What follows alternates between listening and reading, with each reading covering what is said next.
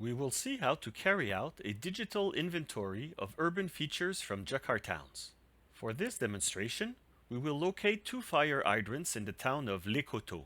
The first step is to identify a fire hydrant in a panoramic image. We will switch to the 3D point cloud in order to recover its coordinates.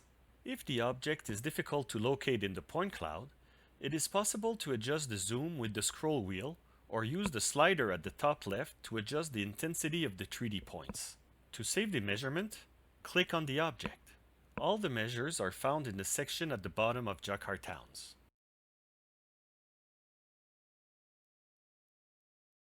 Let's move on to our second fire hydrant.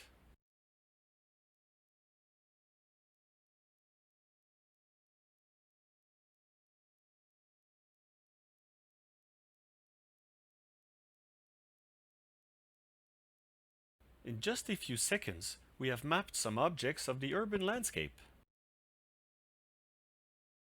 Now, let's see how to export this data.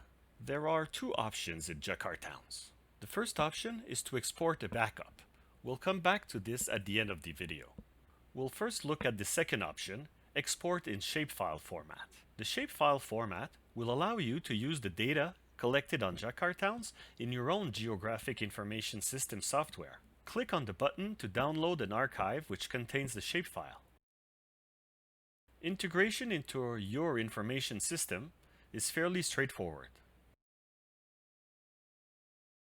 You will find all the information entered during the collection in the attribute table of your layer. This is how an infrastructure inventory can be done thanks to Jakarta. Now, back to the backup mechanism. Backups will keep your annotations safe, to come back to it later or to share them with your colleagues. Nothing could be simpler. Just click on the Backup Export button.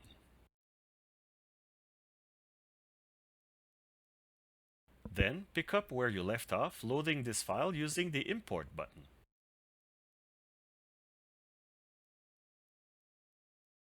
It is possible to navigate from an annotation to another. A click on the annotation line will take you back to its location. With this feature, it becomes easy to ensure quality control, validate inventory, and possibly resume certain measurements without having to return in the field.